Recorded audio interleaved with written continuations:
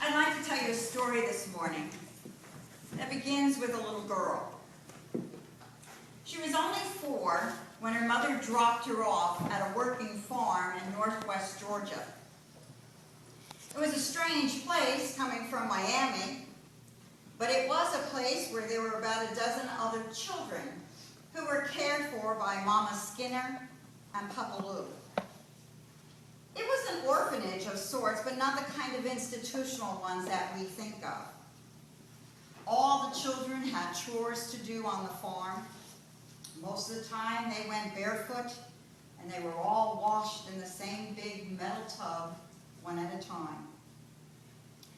Theirs was a hard life with Mama Skinner and Papa Lou, trying to scrape a living off of that farm, but the little girl didn't see it that way.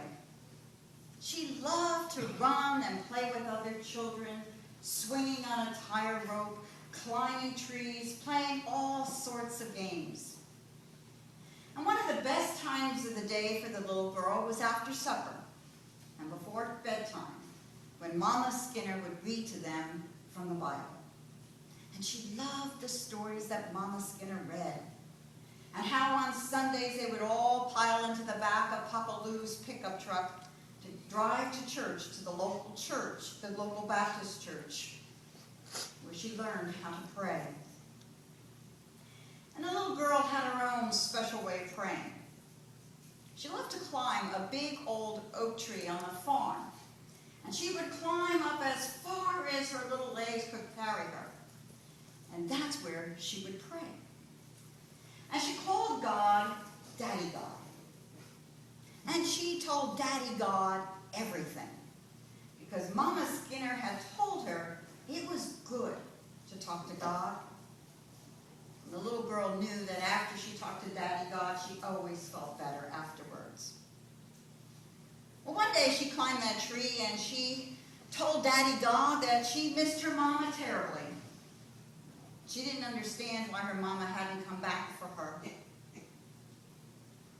And then afterwards, because the little girl loved to sing, she sang Jesus Loves You to God. And she never really did understand why her mama had sent her away, except for the man that scared her back in Miami and had touched her in inappropriate places. Her mama had said she'd be back soon to get her when she dropped her off.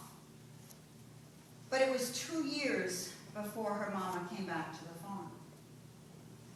And instead of coming to take her away, her mama put a bundle in her arms and introduced her to her baby brother. And then she left again.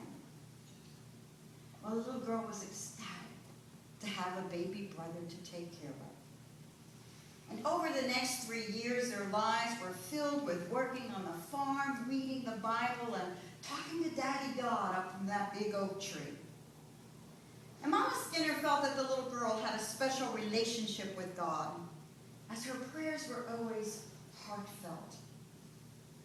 Once when her brother, who was now a toddler, had wandered off and couldn't be found, she ran up to her tree and climbed it and prayed to Daddy God that she would find him. She did. Another time he was injured badly and bleeding fiercely, and she prayed he wouldn't die. And he didn't. Or the time a fire came close to the farm and they were evacuated